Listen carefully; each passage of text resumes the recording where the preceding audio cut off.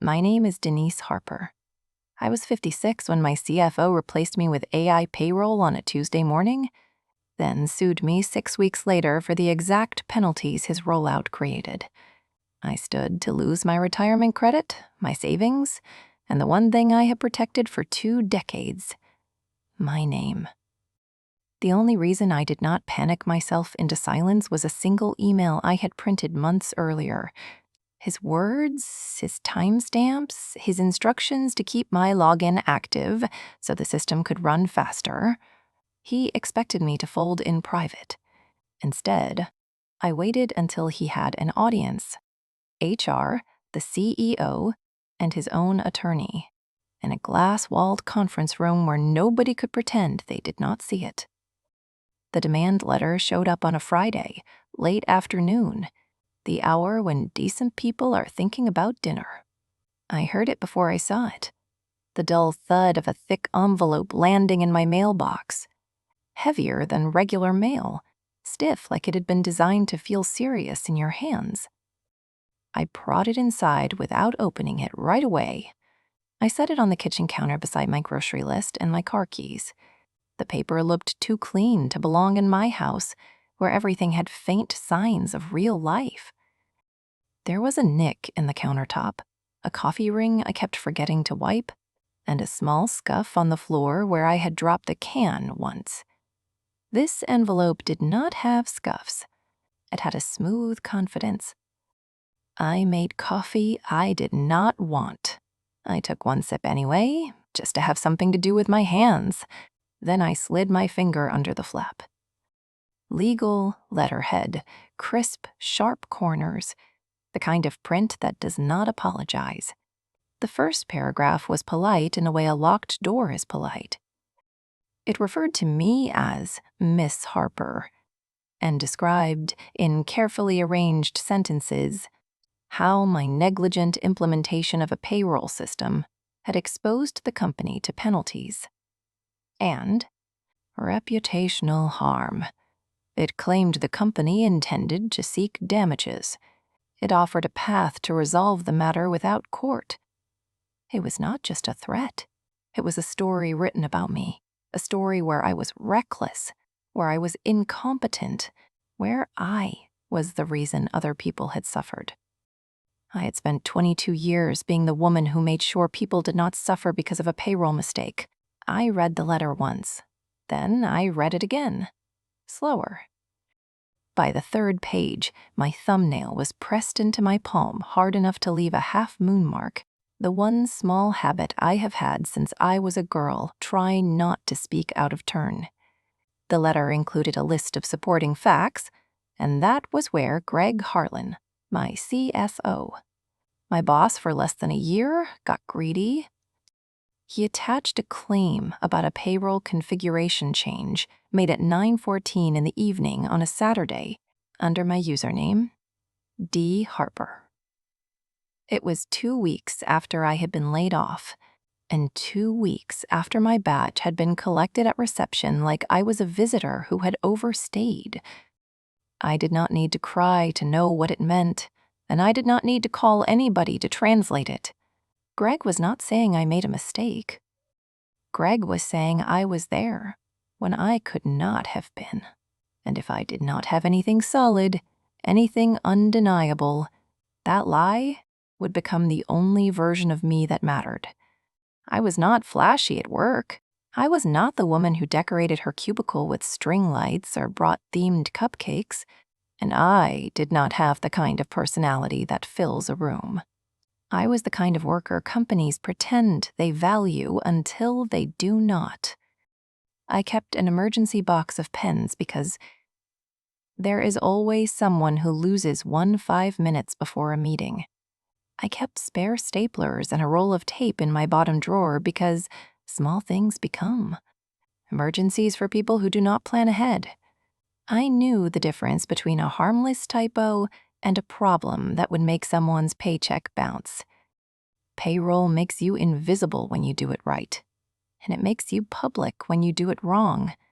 I liked being invisible, not because I was weak, but because the work itself was loud enough. When you are responsible for hundreds of people being paid correctly, you learn to think in clean lines. You learn to watch the details nobody else watches. You learn how much damage a missed decimal can do. I also learned what a late check does to a single mother who is already cutting her groceries. Down to the basics.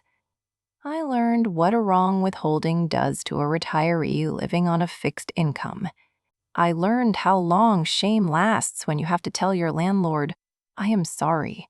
My check was wrong," even though you showed up to work every day. So I ran payroll like it was a promise.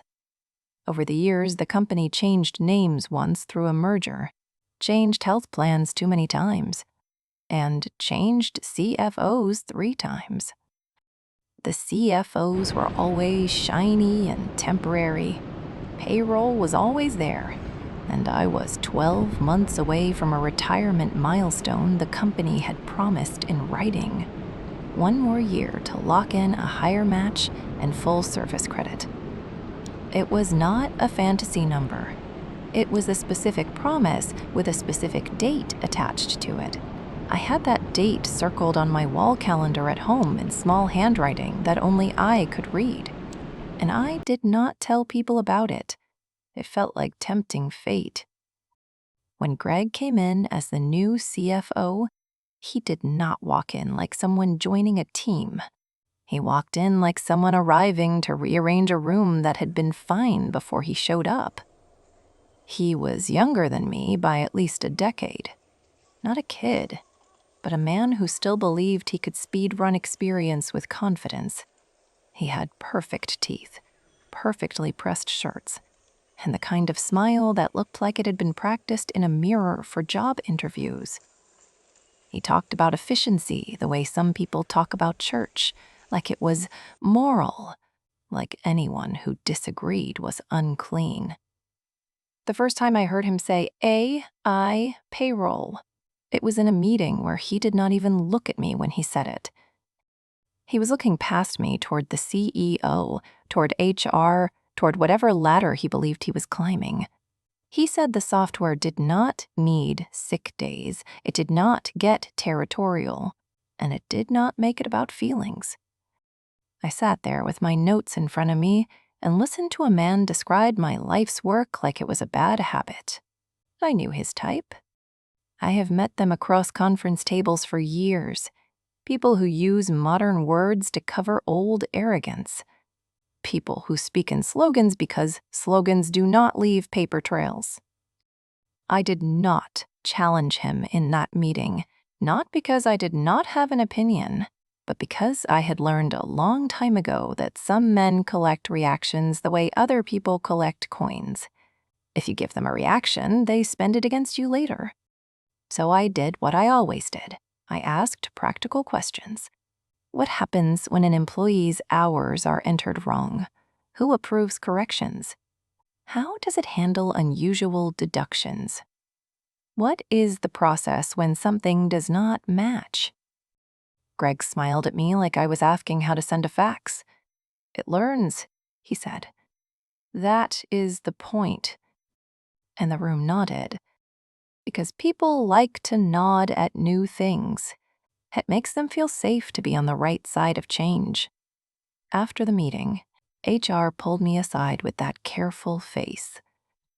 HR people make when they are already halfway out the door emotionally. "Denise," she said, "we will keep you looped in." Looped in, not leading, not consulted, looping. I walked back to my office and heard the soft hum of the copier down the hall. The sound was normal. The air smelled like toner and stale coffee. Everything looked the same, but it felt like my chair had shifted under me by a half-inch. There was a pattern in my life, at work and before work.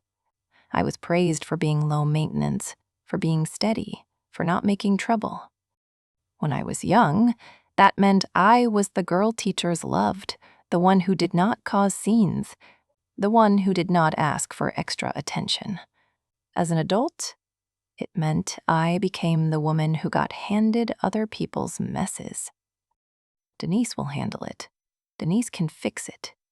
Denise will not take it personally. I used to think that was respect. Now I understand it was convenience. That pattern is what made the betrayal possible. Because Greg looked at my calm face and heard yes, even when my mouth said nothing. The first wrong detail did not show up as a lawsuit. It showed up as something smaller, something easy to dismiss if you wanted to keep your peace. One afternoon, a week or two into the transition, Greg sent a company-wide email about the new system. It was full of cheerful phrases, seamless integration, smarter workflows, fewer errors. Then, at the bottom, he listed key stakeholders for questions. My name was not on it and payroll was not mentioned. It was like the entire process of paying people was a magic trick that happened without a person responsible for it. I stared at the screen a long moment. The office around me was making its normal little sounds. Someone laughing down the hall. A chair rolling. The click of a keyboard. Nothing dramatic, just the steady noise of a workplace that does not stop even when you feel yourself being erased. I considered walking down to Greg's office right then. I imagined standing in his doorway and saying, very calmly, "Payroll is not a side note." But I also knew how he would play it. He would smile and say, "Oh, Denise, of course," like I was being silly. And then he would tell HR. I was resistant. I did not go. I kept my head down and kept doing my work, and I started paying attention in a way I had not needed to before. I watched who he met with. I watched what he asked for. I watched what he did not ask for. There were days he would come through the payroll area like it was a museum exhibit. He would glance at our desks, at our old monitors, at the stacks of files. He never touched anything, and he did not need to touch it to judge it. One day, he stopped at my doorway. He did not step inside. He stayed in the hall, like a man speaking to someone behind a counter. "How close are we to being fully automated?" he asked. "Automated is not the same as correct," I said, keeping my voice even. He gave me that practiced smile. "Correct is the default." Then he walked away. I sat there with my hands folded on top of my notebook, feeling something settle in my stomach that I did not have a name for yet. Before I tell you about the Tuesday morning he replaced me, you need to understand this. Greg did not think he was hurting a person. He thought he was removing an obstacle. It is easier to destroy someone when you refuse to see them as real. The Tuesday he did it, I arrived early the way I always did. The parking lot was half empty. The air had that chilly bite of morning that wakes you up, whether you want it to or not. Inside, the building smelled like floor cleaner and yesterday's coffee. I was at my desk with my cardigan still on, opening my spreadsheet, when I got the email from HR asking me to come to a conference room at 9. No subject line, no explanation, just a time and a room number. I knew then. My body knew before my mind allowed it. I walked down the hallway and past the break room where someone had left a half-eaten bagel on a plate. The fluorescent lights made everything look slightly sick, and the conference room door was open a crack. Inside, Greg was already seated with HR. He had a folder in front of him, thin and neat. HR had a thicker folder, the kind that says, "This has been decided for a while." Greg stood when I walked in, not because he respected me, but because standing made him look like a gentleman in his own story. "Denise," he said, as if we were starting a friendly check-in, "have a seat." I sat. The chair was cold through my slacks. HR started reading from a script. She used words like restructure and modernize and competitive. Then she slid a severance agreement across the table. I did not grab it. I looked at it where it sat, white paper on a polished table. The edges were perfectly aligned, like someone had practiced placing it. The severance date ended 1 month before my retirement milestone. Not a week before, not a day before, a month. Close enough to look like coincidence to someone who did not know what they were doing. Far enough to save the company money and erase a promise. I looked at Greg. This is timed. He spread his hands slightly, palms out, in a gesture that pretends innocence while delivering cruelty. It is just business, he said. The new system is live. We do not need redundant roles. Redundant, like my work was a duplicate file. I felt heat in my face, the urge to say something sharp, something that would show the truth of him. But sharp words are easy to dismiss. They float away. Greg lived in a world where floating things could not hurt him. So I asked one question, practical and quiet. Is my access being terminated today? Greg's eyes flicked to HR, then back to me. He smiled a little too quickly. We will handle the technical side, he said. You will not need to worry about that. The way he said it, light and dismissive, made a little warning bell ring in the back of my mind. They walked me out like I was leaving a hotel, not a job I had given my adult life to. HR asked for my badge at reception. My badge, worn at the corners from being used every day, slid across the counter into a plastic bin. The receptionist avoided my eyes, not because she hated me, but because she was scared of being seen showing sympathy. Greg did not walk me out. He stayed behind, already moving on, already congratulating himself. In the parking lot, I sat in my car with my hands on the steering wheel and stared at the building. People kept walking in and out through the main doors. The company did not pause because I was gone. It kept breathing. That is what betrayal feels like when it is done by an organization.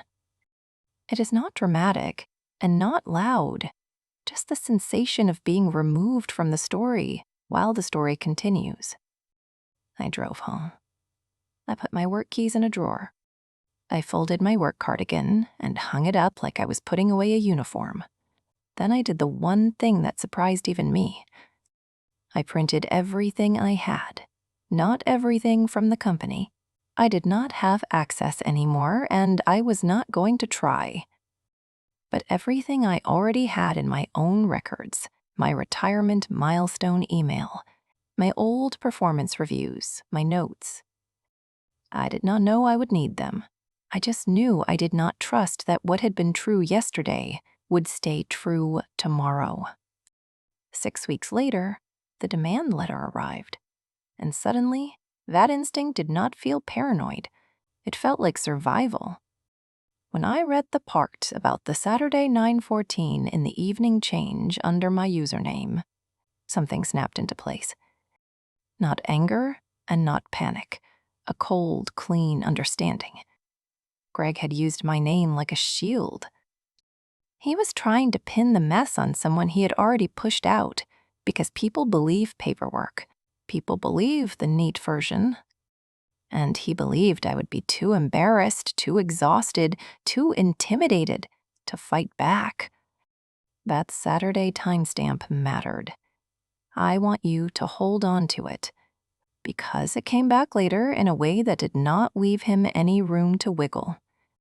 I sat at my kitchen table with the demand letters spread out, pages fanned like a deck of cards.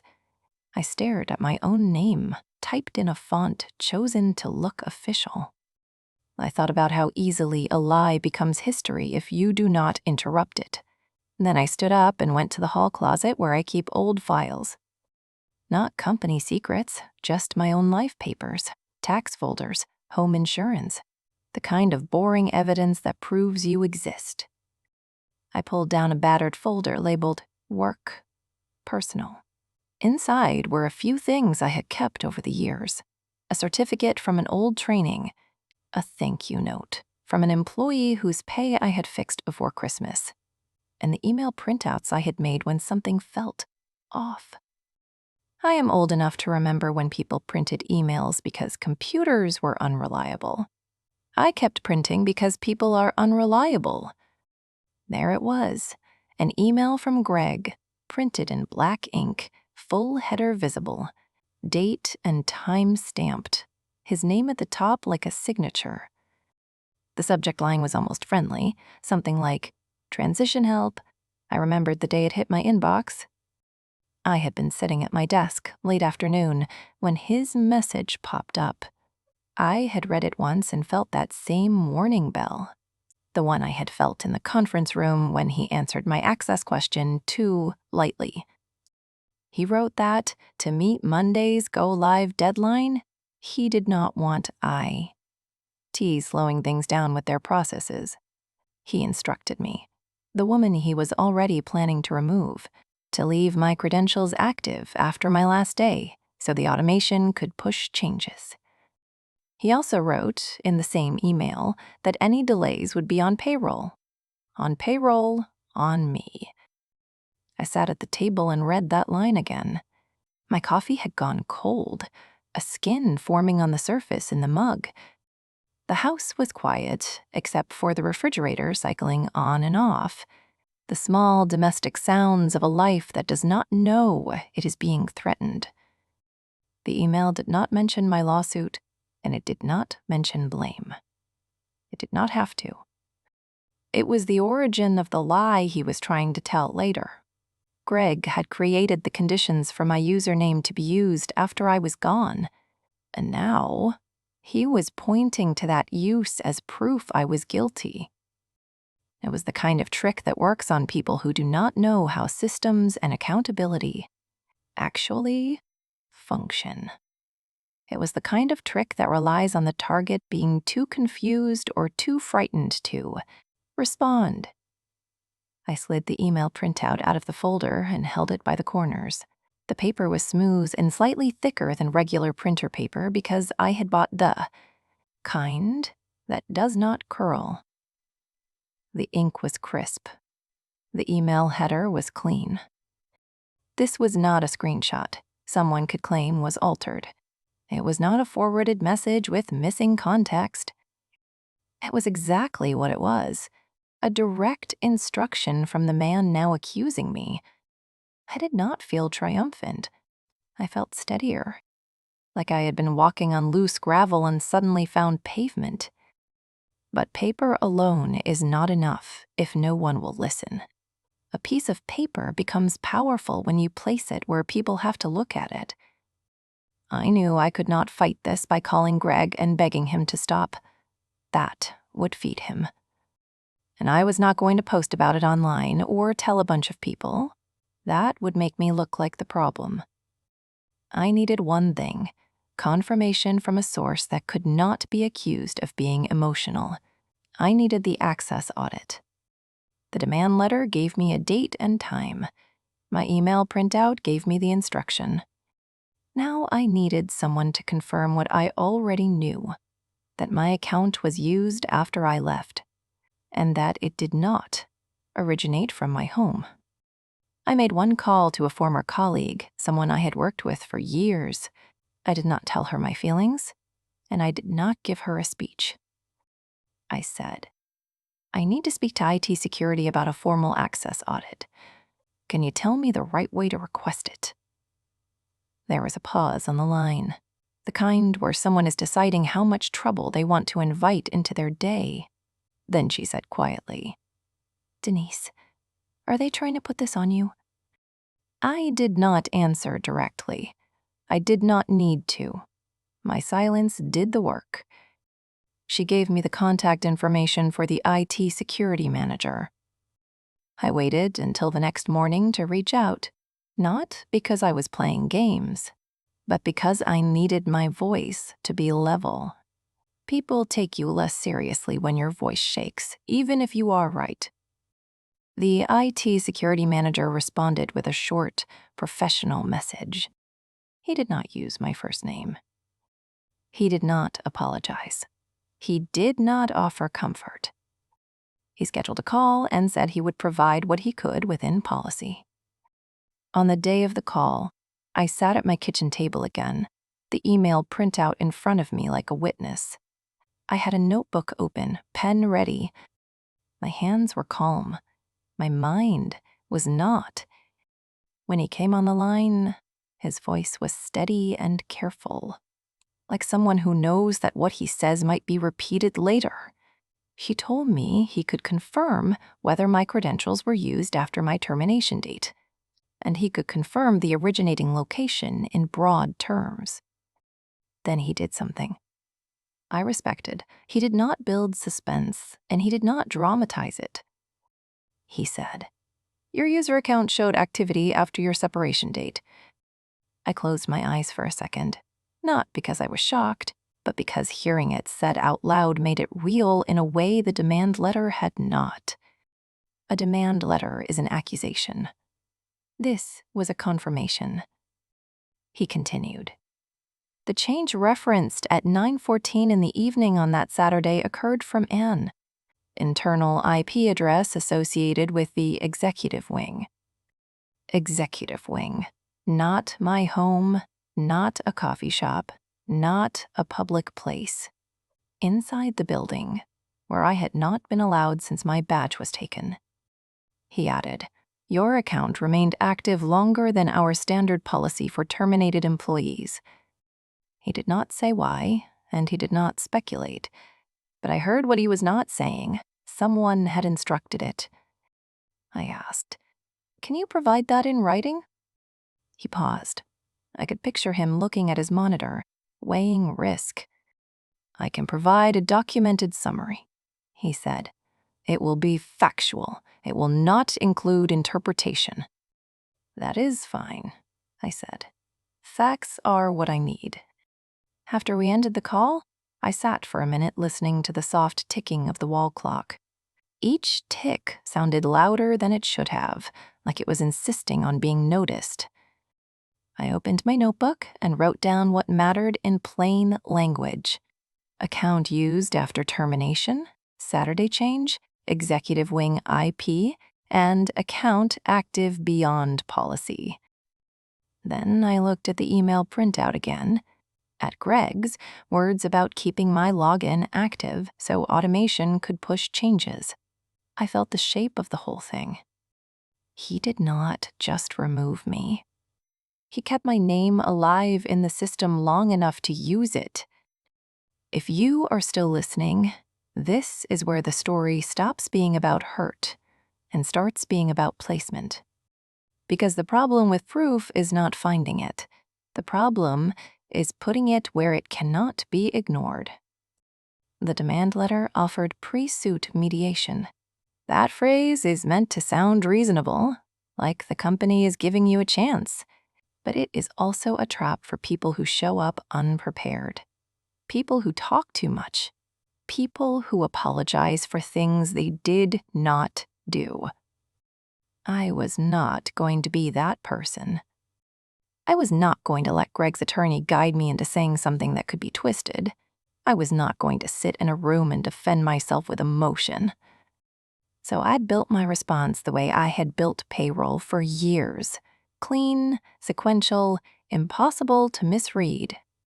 I bought a red accordion file from an office supply store, bright red, the kind you can spot across a table. I did not choose it because I wanted drama. I chose it because I wanted it to be visible, a visual signal that I did not come empty-handed. At home, I printed Greg's email 3 times. I printed it on the same thicker paper. I made sure the header was complete, the date and time visible. I did not crop anything. I did not add anything.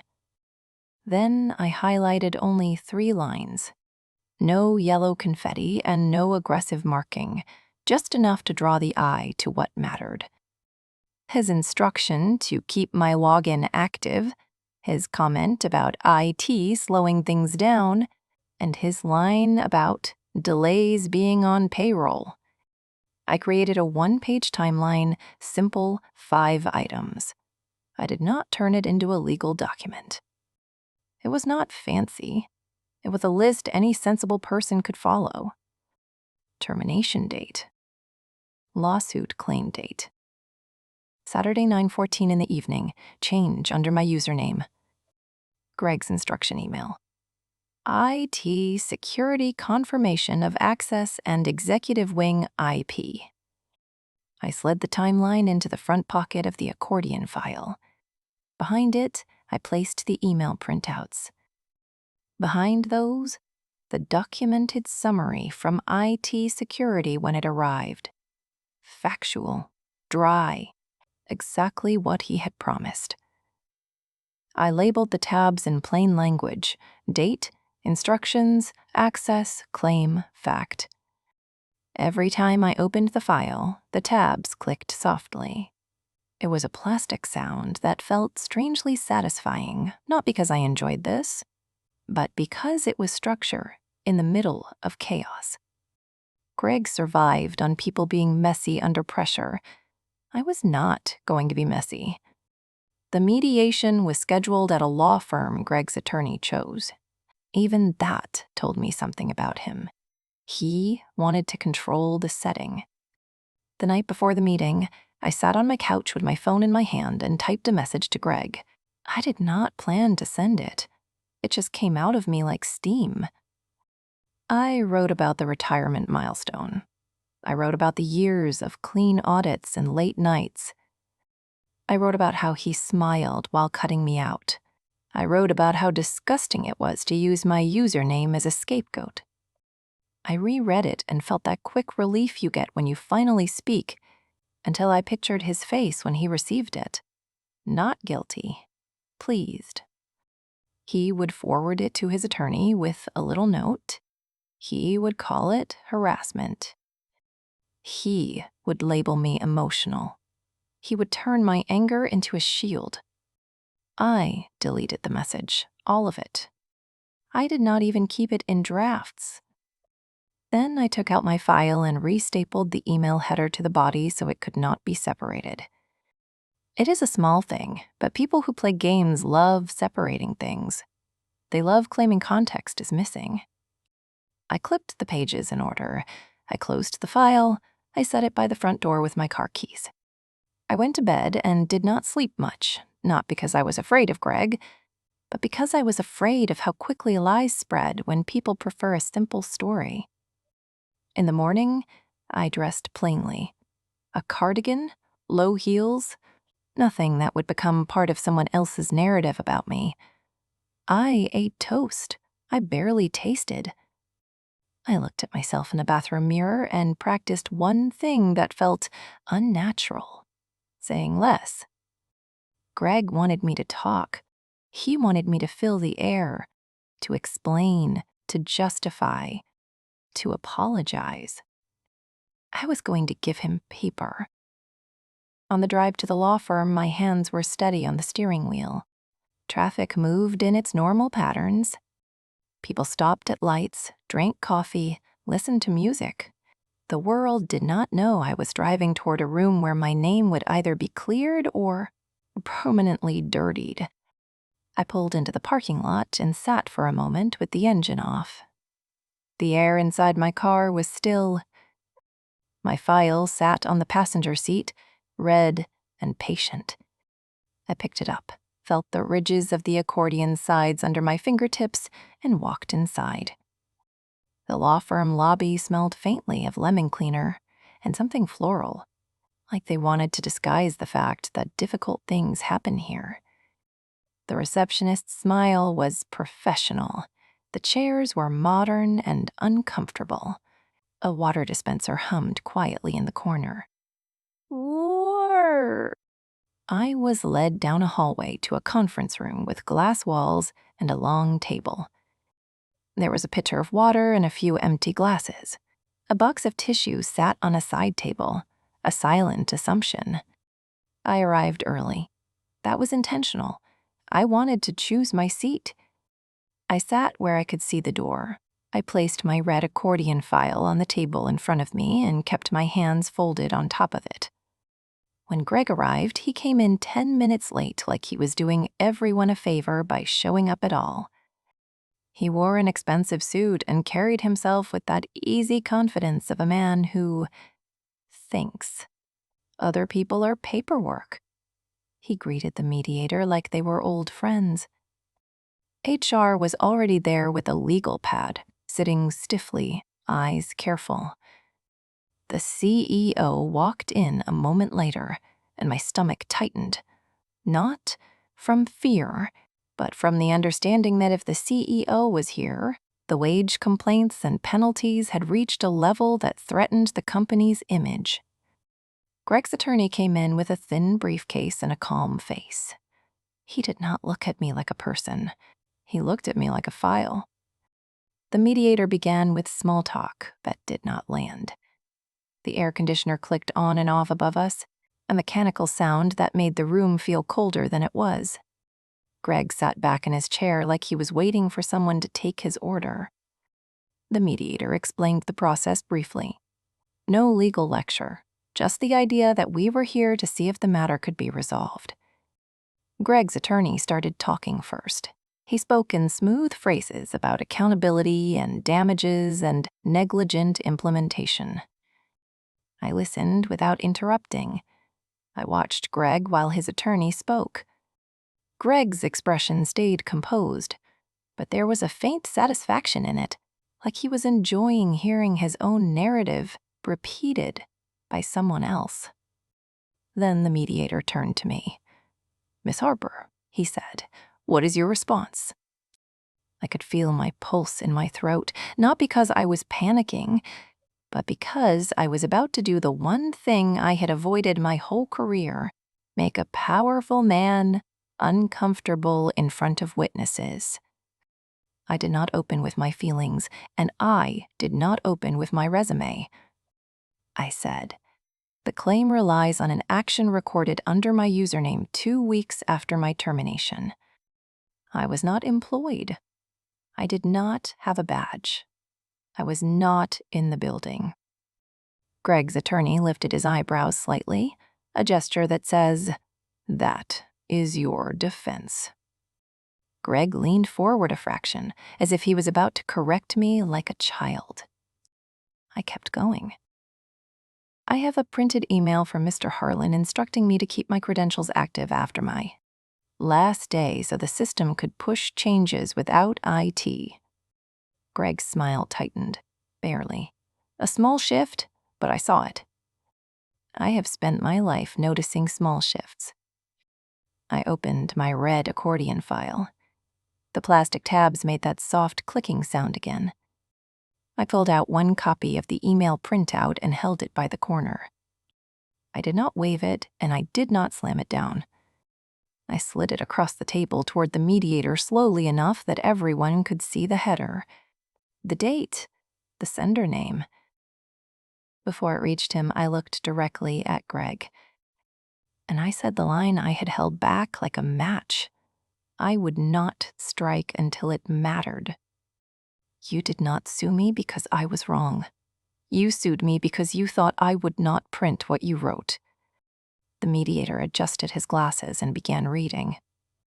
HR's pen stopped moving mid-stroke, tip pressed against paper without making a mark.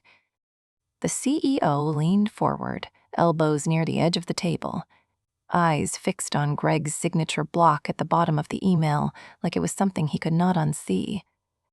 Greg tried to keep his expression smooth. His mouth held onto the shape of a smile out of habit, but the smile did not reach his eyes anymore. His attorney reached for the email as if to take control of it, then stopped halfway, his hand hovering. It looked for a second like he did not want to be the person touching it. The mediator read the highlighted lines, then looked up. "Mr. Harlan," he said, voice neutral, "why would an employee's credentials remain active after separation?" Greg let out a small breath that might have been a laugh if it had any warmth in it. It is standard practice during transitions, he said quickly. Automation needs continuity. IT can be slow, and we had a deadline. He was talking faster than he meant to. People do that when they are trying to outrun their own words. The mediator kept his face calm. So you instructed her to remain active in the system after termination?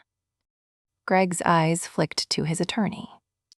His attorney's expression had cooled, not angry, just careful, like a man realizing he had been handed a case with rotten framing.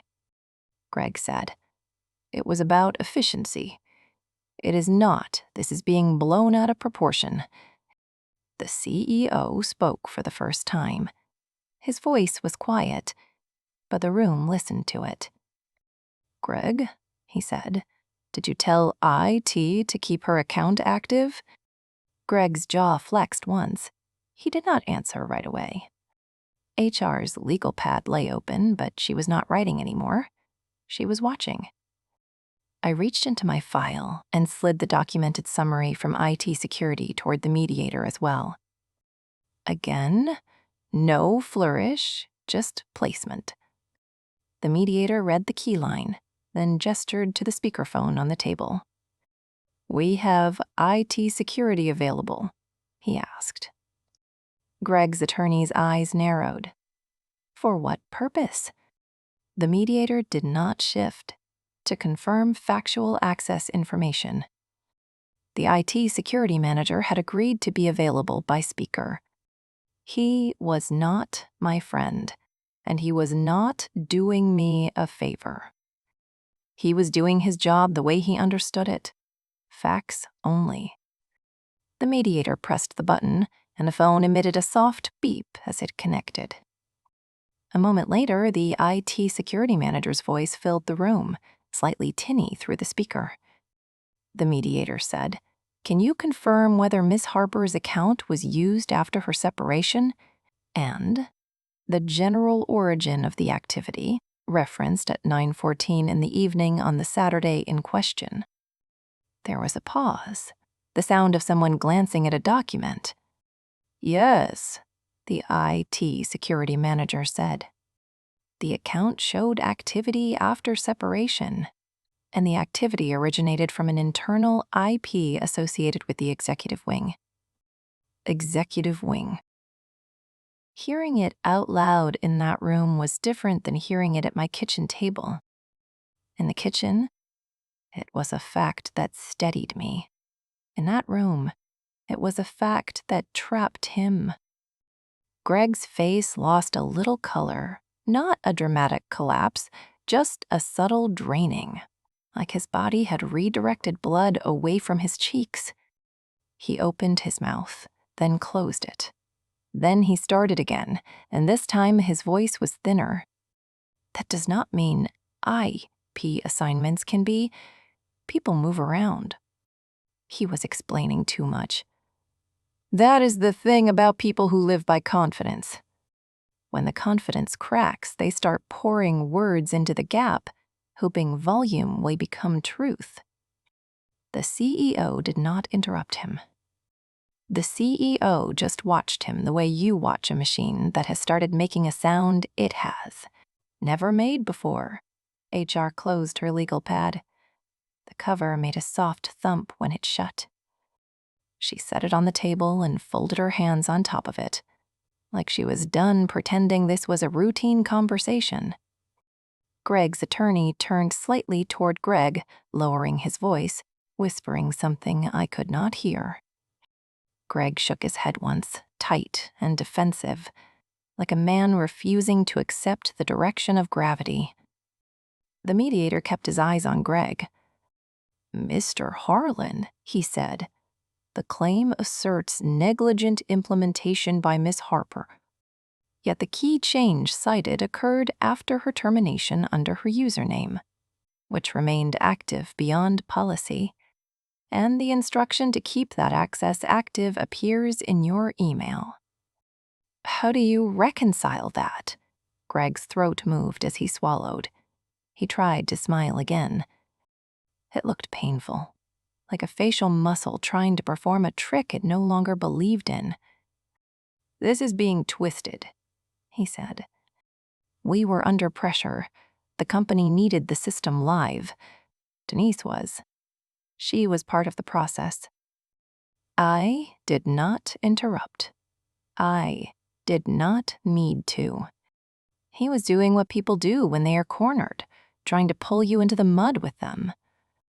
If he could make it seem like we were partners, then my innocence became fuzzy. The CEO's chair creaked as he shifted his weight forward. The sound was small, but it carried. "You laid her off," the CEO said, slow and deliberate. "Then you are claiming she made changes under her username afterward. That is the basis of the damages you are seeking." Greg's eyes darted around the room, looking for a soft landing. There was not one. He looked at HR as if she might rescue him. HR's face was blank, not cruel, just finished. He looked at his attorney. His attorney did not look back at him with reassurance. He looked back with calculation, the expression of a man deciding how quickly he needs to detach. Greg's confidence was never real strength. It was borrowed authority, and borrowed authority disappears the moment witnesses stop lending it to you. The mediator asked one more question, simple and deadly. "Mr. Harlan, did you authorize or instruct anyone to bypass IT policy regarding user deactivation?" Greg started shaking his head before he spoke, a physical denial trying to get ahead of his words. "I did not bypass. There were deadlines. We needed." The CEO stood up. That was the first consequence, and it did not require shouting. He rose from his chair, buttoned his jacket with a slow, practiced motion, and looked at Greg like he was seeing him for the first time. "Greg," he said, "hand over your badge." Greg blinked. "What? Your badge?" the CEO repeated. "Now." HR's hand extended across the table before Greg even moved, palm open, waiting. Her gesture was not aggressive. It was procedural, and that made it worse for him. Greg laughed once, sharp and disbelieving. This is ridiculous. This is mediation. You cannot." The CEO cut him off. "Hand it over." Greg's hand went to his suit pocket. For a moment, he hesitated. That hesitation told the truth of him more than any speech could. He understood that if he gave up the badge, he was giving up access, giving up control, and giving up the ability to walk back into the building and manage the narrative. He pulled the badge out and held it between two fingers, as if it were dirty. Then he placed it in HR's waiting hand. The plastic made a small click when it touched her skin. Greg's attorney shifted his chair back an inch. The chair leg scraped lightly against the carpet. A sound so small, but it landed like a statement. "I am not sitting next to you in this." That was the second consequence. Relationship and support. Not personal love, but professional alignment, the kind Greg depended on to survive. The CEO looked at the mediator. "We will be withdrawing the claim against Miss Harper," he said. "And we will be addressing internal policy violations immediately." Greg opened his mouth, and nothing came out at first. Then he found his voice, and it was louder than it had been all meeting. "You cannot just because of an email." I finally spoke again, and my voice stayed calm because I did not need volume. "It is not because of an email," I said. "It is because you used my name after you took my badge." Greg's face tightened. He looked at me with a flash of something almost human. Panic, maybe, or rage that his trick had not worked. But even that was not about me as a person. It was about losing control of the room. The mediator ended the session shortly after. Not with drama, just a formal closing. Greg's attorney gathered his papers quickly, keeping his movements efficient, like he was trying to leave without being associated with what had just happened. HR collected Greg's badge and slid it into her folder. The CEO left without looking back at Greg. Greg stayed seated for a moment, staring at the table, his hands empty. His glass of water sat untouched, condensation sliding down the side and pooling on the coaster. I gathered my documents slowly. I slid the email printout back into my file, the paper whispering softly as it moved against the plastic. Greg watched me as I closed the accordion file. The tabs clicked one last time. For years, I had been the woman who cleaned up other people's mistakes quietly so they could stay comfortable. This time, I did not clean it up. I let it sit in the light where everyone could see it. When I walked out of the law firm, the air outside felt warmer than it should have, like my body had been carrying a private winter and someone finally opened a door. I did not feel victorious. Victory is a loud word. I felt clean. I drove home and went through my evening routine on purpose. I washed a plate, wiped the counter, and fed myself something simple. The world had not changed, but my place in it had. 2 weeks later, the stamped envelope arrived. It was plain, unlike the demand letter. No heavy paper, no intimidation weight, just a standard envelope with a firm's return address in the corner. I recognized the feel of it immediately.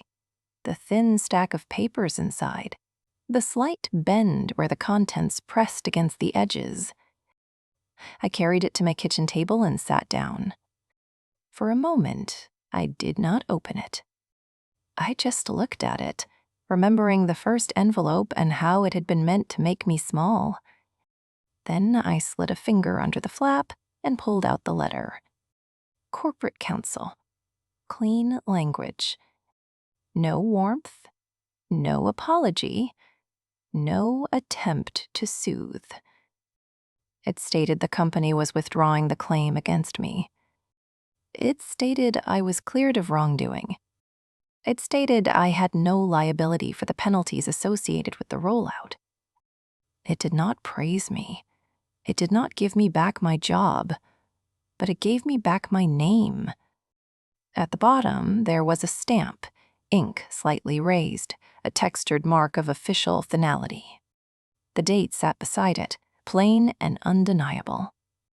I read it twice, not because I did not understand it, but because I needed to feel the weight of words replacing a lie. Then I folded the letter carefully and slid it back into the envelope, keeping the stamp visible through the papers, slight transparency when the light hit it just right. I held the envelope in my hand and noticed how different it felt from the demand letter. The demand letter had been designed to frighten me into agreement. This one was designed to end something. That stamped envelope became my power object, not because it was dramatic, but because it was final. I set it in the same folder in my hall closet where I had kept Greg's email printout. I placed the email behind it, like the cause behind the effect. Then I did something I had not done in a long time. I opened my calendar and wrote in an appointment for myself. Not a meeting for someone else, not a reminder to fix something, and not a note to call HR. An appointment that belonged to my life, not my job. I sat back in my chair and let the quiet of my kitchen settle around me, the refrigerator hum, the faint tick of the clock, and the small creak of the chair as I shifted. I thought about how Greg had called me redundant, how he looked at my years like they were a line item, how he tried to use my username like a disposable mask. and I thought about the simplest truth of the whole thing. He did not lose because I screamed. He lost because I kept the one thing he forgot to control, his own instruction, in his own words.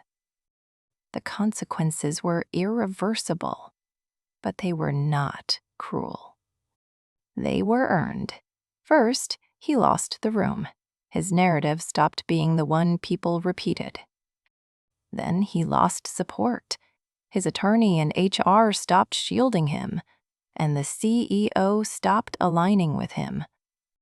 Then he lost something tangible: his badge, his access, and his signing authority. The ability to move money, approve changes, or hide behind systems.